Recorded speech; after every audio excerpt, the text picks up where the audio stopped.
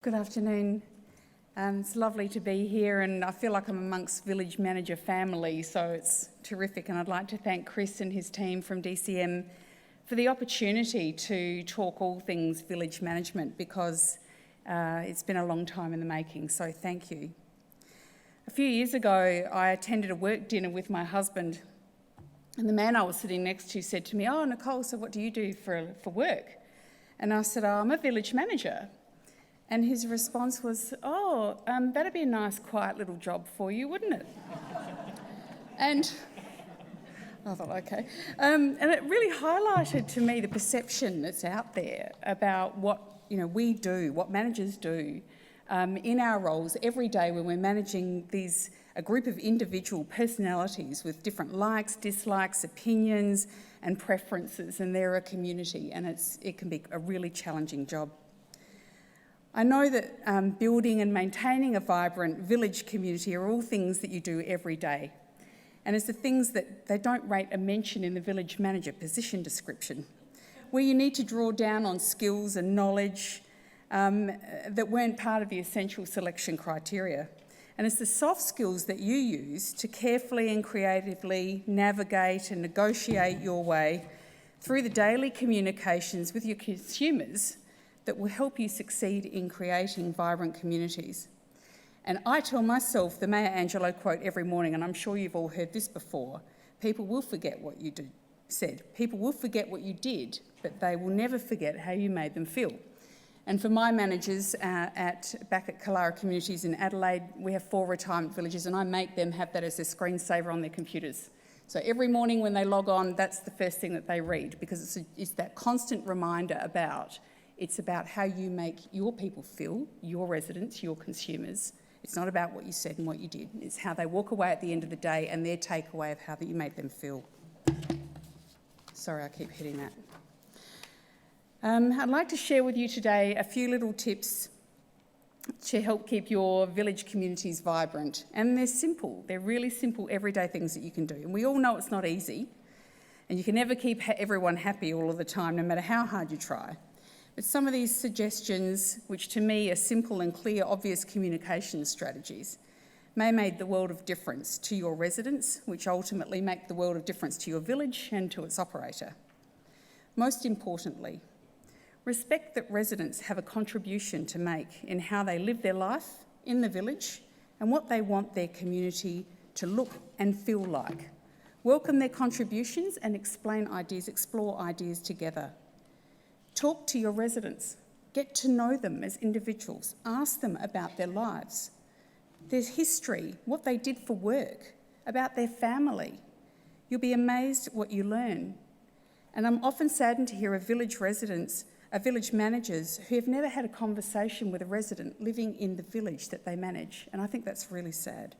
Imagine what that's like for the resident when they have to go and ring up to make a maintenance request or something like that on the phone to the manager, and they're ringing up to talk to a complete stranger, someone they've never met. I think that's terrible. Schedule a walk around your village or village sites at least once a month for no reason. You'll be seen, which tells the residents that you're interested in them and what's happening in the village. Learn about continuum of care options, community aged care packages and residential care. If your organisation is not a provider of continuum of care choices, find out who your local providers are and how to access the services for your consumers. So when a resident or family member asks you about choices of care, you don't respond by saying to them, "This is independent living." You respond by saying, "Yes, we can help you with that," or "Let me point you in the right direction." The expectation of the level of service that we deliver are vastly different to what they were 5 years ago. And residents have a different level of expectation about how you as a manager will respond to their queries and concerns about continuum of care choices. Learn about dementia. With the introduction of community aged care packages, I'm noticing an increased number of residents living in our villages with dementia. There are excellent fact sheets available on the Alzheimer's Australia website that explain the various types of dementia, which can help you to better understand what the resident may be experiencing. I'll share a story with you, and this has happened just recently at one of our villages in Adelaide. A couple in their early 90s who've been living in the village for 15 years. She has various medical conditions and her dear husband has dementia. And we know that they are both struggling to continue to live at home. Despite our best efforts, this couple have refused any additional support from a care package or from family members or from staff. Recently, the wife called an ambulance for herself and went away to hospital, leaving her dear husband at home to fend for himself, and without advising anyone that he was there alone.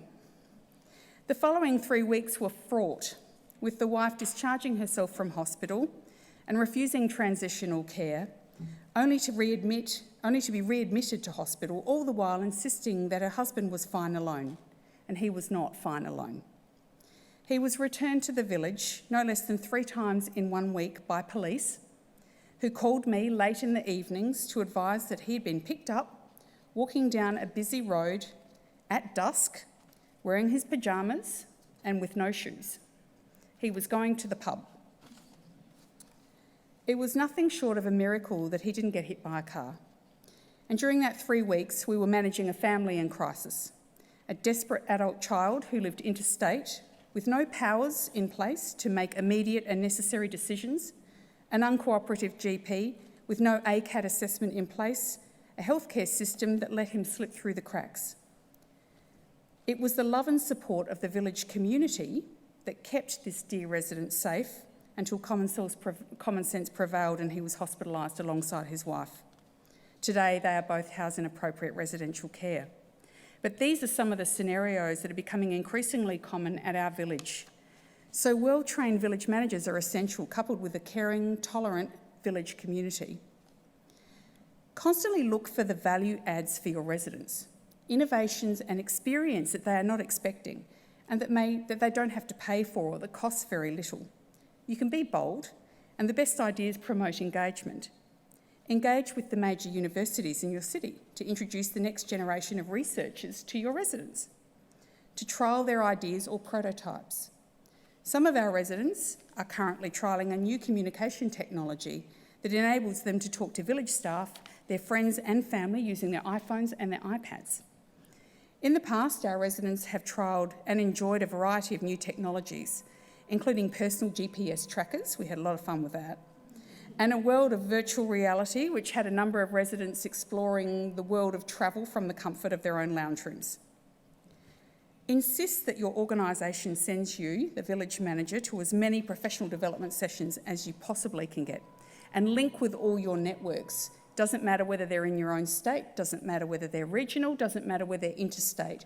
I don't know a village manager that I've spoken to over the years who would refuse supporting another village manager if they needed help in any way. And finally, don't ever underestimate the role that you and you do and the influence that you have in the big picture harmony of the community within your village, because it's significant. Hone your soft skills by showing genuine empathy and understanding for the people that you are supporting. Give them your time and give them your patience, and you will be rewarded. Thank you.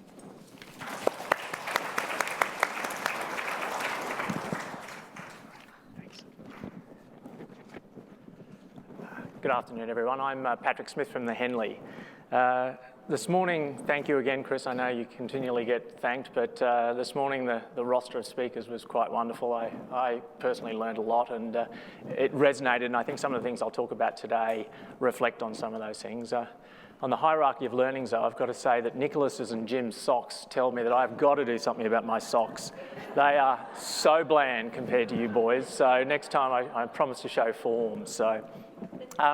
I've just asked to throw up just a few images of the Henley to get a bit of a perspective on what the Henley is. I think Chris got me here really just to talk a little bit around the turnaround of the Henley over the last few years. So I might actually start actually at the end and tell you what the Henley is today, and then I'll tell you about the disaster that it once was. The Henley has 96 traditional ILU apartments and then 12 studio apartments that were originally configured as I guess, as supported living really, and we converted that to high care. What's a bit unique about the Henley's model is that there's 130 residents today. There's no vacancies, it's completely full. And of that though, 40 residents have planned care needs, and the other 90 live independently other than dipping in and out of our services as required when they have those sort of events that you expect them to have.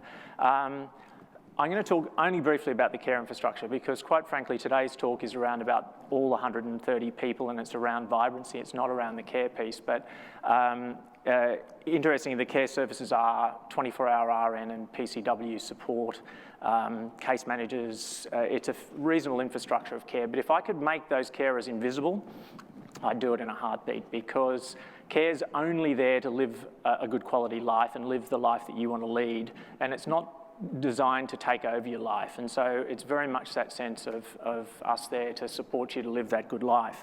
The Henley, at the moment, I think when we talk about the sort of, I guess, the success piece around that and why I'm here on that vibrancy piece, it's been a wonderful thing. For me, what motivated me to get into this business was this wonderful alignment between the business owner and the resident. And that is that the more successful we can make their lives, the better quality it is, the better they become as ambassadors to the business, the more they tell others about it, and the higher the demand, and next thing you know, you've got a resort that is full. And at the moment, our price for apartments at the Henley is probably relative to the neighbouring apartments, probably about 25 to 30% above the freehold apartment price of equivalent. And what that tells you is that people are actually paying not just for the physical real estate piece, but they're also really placing a value on the lifestyle elements. And to that, we were very keen to participate in Monica's and Chris's survey last year just to get a sense of how the Henley was going, because from the feedback we got, it was very positive. And there's been lots of talk around the Net Promoter Score today, and we were really thrilled. That was the number that I was most anxious to get from Monica when it came through. And the Henley ended up at 92 for that relative to the industry at 22. So it really, for me, reinforced the fact of what we're doing at the Henley seems to be resonating really well with the market, which was wonderful. So just to talk to you a little bit about it, the Henley was built and completed in November 2008, which, for those of you who can remember the GFC, was the sweet spot. It literally was the point that banks couldn't finance each other. So needless to say, despite, I think, a reasonable sales program for a 25-storey vertical retirement village, which sat a little bit out of the box, only 17 apartments settled, and another 6 settled in the following 9 months, at which point both the financier and the developer collapsed simultaneously. And it was pretty depressing, as you can imagine, for those limited number of residents there, because they were left in an environment under receivers and managers, and it stayed that way for 6 years. And it was only after they ran out of other assets to sell did they finally decide that they were going to get around to selling it. And I think part of that, to hear the receivers talk, they said, well, yeah, this is a real estate business. It's really straightforward. Just sell the apartments, then we'll sell the business. But they just failed to understand, of course, what we've heard today. And this is not a real estate business. It's underpinned by that. But of course, it's very much a service business. The elements that we did, I guess, to look to turn around that business started with those fundamental principles of what it is to live a good life in retirement. And they're made up of a number of things. Critically, socially active is a really important part of living a great life in retirement. And there's some wonderful research out at the moment. Actually, it's a very curious one. It's a longitudinal study by Harvard that started in 1938 with, I think, about 300 sophomore students, and they've followed those people all the way through. And it turned out that we don't place anywhere near enough value on how important socialisation is, so much so that in that data, a better indicator of living, of whether you're going to be alive or not in your 80s from when you were 50, was how socially engaged you were, and not cholesterol level, which is something you would have expected was a closer correlation. So socially active and socially engaged was critical. Being fit and able enough to live that good life, because if you're immobile, it's very difficult to do that. So keeping people as fit as possible is critical. Create an environment that's stimulating mentally, and what are the programs you can do to introduce to do that. If I've got time, I'll talk to you about some of the things we're doing there. Being productive, having a sense of purpose. It's a great offence to me, who loves holidays, that it turns out that working is actually a really critical part of living a good life, and that we're left in a hole when we don't do it. So looking for opportunities there, often charity is an anchor to that. And I guess that other desire is not to move into an aged care facility, and wanting to stay at home where possible. And I guess the Henley business model looked to do all of those things. What we started with was the most battle-hardened residents committee you can imagine. Man, were they on top of their legislation. The receivers weren't vindictive people or anything like that. They just didn't know what they were doing. It was one of a suite of businesses they were looking after. And so, quite frankly, pretty much my pet cat could have starred in the role of village manager in those early days. That was sort of, I mean, it was relatively easy at the front end. But I think if I reflect back on why where we are today, I think there was a handful of really critical building blocks to build that vibrancy, which of course is energy, enthusiasm, and which ultimately, of course, is something you can't measure or look at. It's a thing you feel. It's the vibe of the place, which means it's the people, and that people, of course, is both the community of residents and, of course, the staff. And I think probably the first thing, therefore, in this quest to get to where you need to be, and it starts with your staff, they absolutely have to be a people person. And I know Jim made the comment, he said, sometimes you can't actually train that into people, and whilst we all optimistically hope that you can, I actually have a tendency to agree with Jim on that. Of all the staff that we inherited there, and they were running they had 24-hour support there for buzzer use, but no planned care. Only 2 of those staff members remain with us today, and they've just clicked over on their long service leave, of course. Everybody else didn't quite make the grade. Not that we forced them out, but just simply the environment changed, because the expectation was so much higher around looking after people and the fact that we're a service business. So you will be hamstrung in achieving that life or community if you don't have the right people, and it's a tough discipline. I've got one more piece, food. Gee whiz, food's challenging. And I've got, one very difficult one. And again, all the particular staff member has all the skills around administration, around food safety and menu development and margins, just absolutely wonderful on all of that, but misses the most critical element of what it is to be at the Henley, and that is that he's just not a people person. And that means he can't stay. I actually can't keep him at the Henley, and I'm shocking at saying no, so I'm appalling at sacking people, and so it's a difficult process. I'm normally overly generous to try and compensate, but in the end, I have to punch through on those things, because that's it. So probably my first piece of advice on that is to give consideration to how you set up the profile of the job role, reflect on what are those really important elements around working with people, value that within their job criteria, and then I guess over time, hopefully all of that settles its way in. The next piece was very much back to some of the earlier discussions with Peter around trust, accountability, integrity, transparency, and then ultimately with all of that comes the word communication, and that's absolutely critical.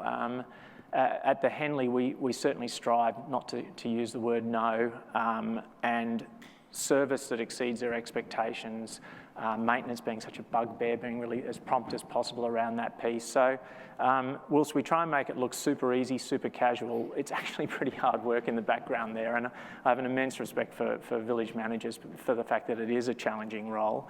The next one I'm going to put forward to you is possibly controversial for some people, and that is to embrace the resident committee. They are your eyes and ears of the community.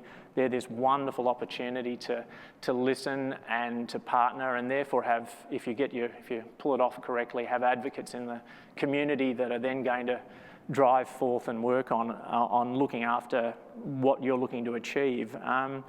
And they are a wonderful springboard. I know earlier there was a comment around what it's like to have a really challenging resident committee, and our first resident committee was hellish, absolutely hellish. I mean, we couldn't conduct charity events on the sites because we're going to wear out the lifts and the carpet, and it's the sort of layering of negativity that goes on, and I think we now have, sort of 3.5 years in, we have a resident committee that are enthusiastic, that are positive, and that people are pitching to get on each year, which is a really nice transformation. Those people that gave us all that hellish grief at the front end, they've stepped away, and in fact they've been marginalised by the community because they're no longer the voice of the community. But it takes, I guess, some of those earlier steps as village managers and as staff to set forth some of those agendas of how we treat people, such that that kind of diminishes in terms of its impact. So I think that's a sort of a critical one. Review what your team are doing and what they're prioritising is important, because that resident engagement piece is actually the most important piece, and so look to carve that in all the roles so that they've got sort of some front of house facing opportunities and that they're engaging with them. We certainly invite our staff to attend some of the resident guest functions that we have, and I guess as we build on that idea, we have a very dense social calendar at the Henley, and we spend a lot of time dreaming up what other stuff we can do. We have the luxury of, I guess it's a chicken and egg thing. We at the moment, other than investing mere pennies with Chris on villages.com.au and I think some other website, we no longer spend any money on advertising. And we have a waiting list for apartments as they become available, which is wonderful, but we do invest back into the community, and I know that's possibly more of a challenge. It's easy when you're the operator to be able to make up those stories, but the opportunity, I'd suggest in the first stage to give consideration to looking at maybe exploiting the marketing budget is probably the best way I do, and that is to make sure that when there are events on, start working those in so that your residents are there, because quite honestly, if there's one single piece of advice, it's free alcohol. It's always worked brilliantly for us, and of course those events, when they get a chance to understand what it's like to be a part of the Henley through meeting other residents, it's the most potent sales tool we have. And we introduced 2 new residents. We had Galapagos Duck. If anyone's old enough, next to Jim and I in the building, is anyone else is old enough to know Galapagos Duck are this old jazz band, and well, they're old now. They were big in the 70s, and Willie, the lead singer, is still the most inappropriate drunken man I've met on stage. But inviting residents and guests into those sorts of functions, leveraging that budget, is really a potent way of doing it. I guess the last piece, of course, and then as everything cascades down, stuff gets easier and easier on my list, and the last one is actually just to enjoy yourself. It's just such a wonderful business to be in, and to have fun and reflect that in the right team. The environment is self-feeding, which is just so exciting. So I think that's really the piece to it. Really, it's a great spot to be. People are retired, they enjoy themselves. With that perspective, it's not hard to have fun with them. So that's kind of the Henley story. Thank you. Are you happy in the middle? Thank you, Patrick and Nicole. Great to hear 2 very different strategies in terms of how you build vibrancy, but it does show it doesn't have to be very fancy. It can be that walk around the village.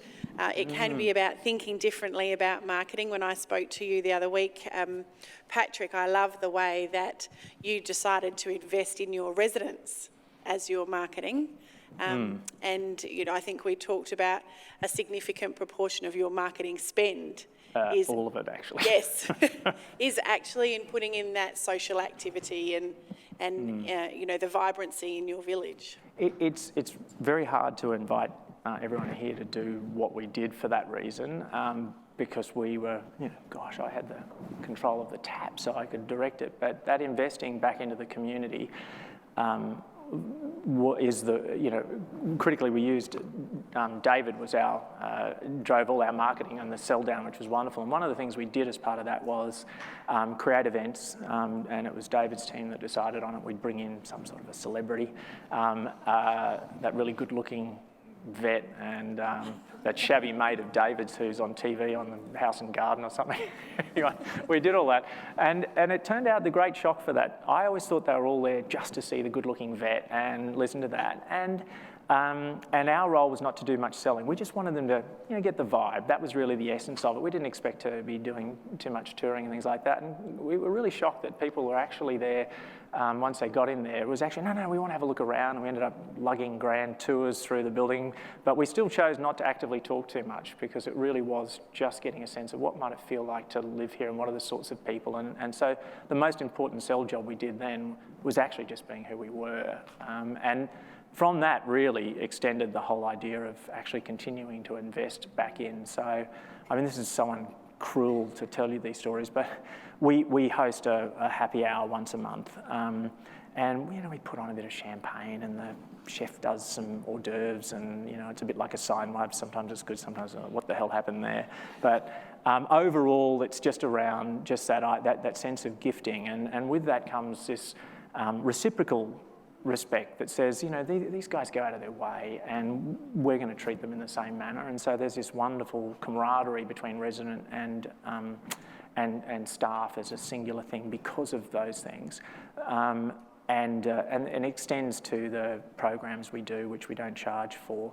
But all of that, curiously, if I listed everything we do, right now, very quickly, because it puts in perspective to Chris's comment around spending $30,000 a year on marketing. I probably spend, I think the last budget was about $104,000, and that included water exercise programs, gym programs, gentle exercise, balance classes. We have a history guy comes in and speaks every Saturday morning, does history. We've got my favourite, Bruce. Bruce is 80. To see Bruce from behind in a pair of hot pants and a singlet is something you'll never forget, unfortunately. And he conducts a music dance class, and he's just so much fun. And each of those things we don't actually charge for, where ordinarily that's a threshold a barrier to participation. But we spend about that $100,000, and a marketing budget sort of 30. And because we don't have occupancy issues, we have great capital growth that now exceeds everything. So actually you put all those bolts together. In fact, the residents are a mile in front and we're a mile in front as well. So it's actually good business to take that approach. But it can start softly. It can start just simply funding a sausage sizzle. We fund a lunch once a month as a residents' lunch. And the social committee said, can't we just do a sausage sizzle? And they drive the show. I said, yeah, absolutely. We're all sat around. That is never going to work. Oh, sausage, get out of town. We're doing all the nice stuff. Sausage sizzle just went great. They loved it. They said, we're sick of all that salad. Right up for it. But it can be really simple, but it's just that catalyst.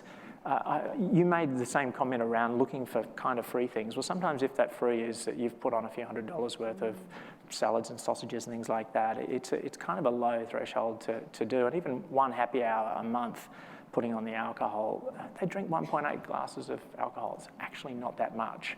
And it's kind of cheaper than David's $5,500 in the paper, isn't it? Well, yeah, that's sell down. David made me spend all that earlier as well, and that was all very legitimate. But we're here in many cases mature elements where you're looking at building up that list to be able to work with, and I think those are some of the tools. Nicole, as a village manager in your former life, creating that vibrancy can be pretty tiring, and people can come up and be very critical.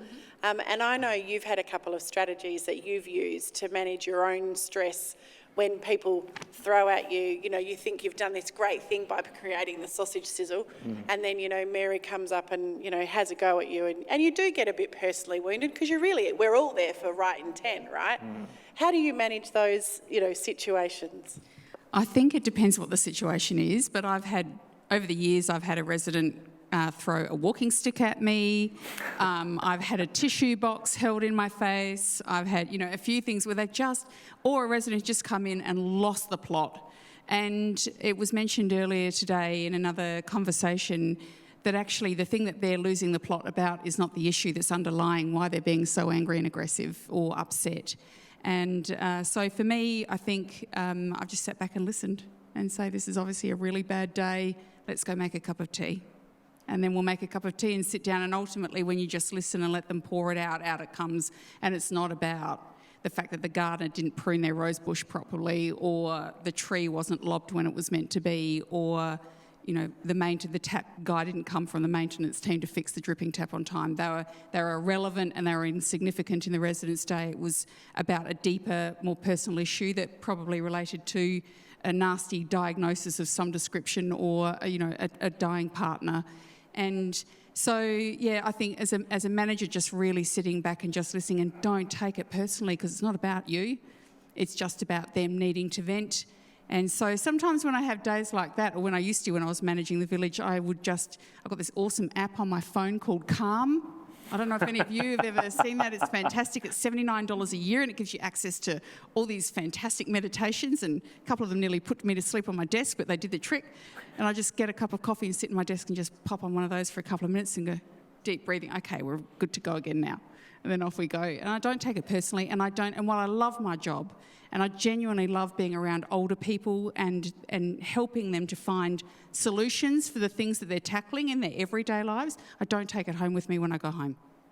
I go home to my family. I have a busy, engaged life at home. I'm a wife, a mother, a grandmother, a sister, an auntie, a daughter, and I have a busy, rich life. So I try and leave the village in the village, and when I go home, I go home. From time to time, my job demands that I am contacted after hours, and that's fine. That's, like I mentioned to you before, that can often be around a significant issue to do with resident safety. But wherever I possibly can, I shut the door on it and I just go home and do Netflix or something else, plan a nice holiday or something. Lovely, thank you.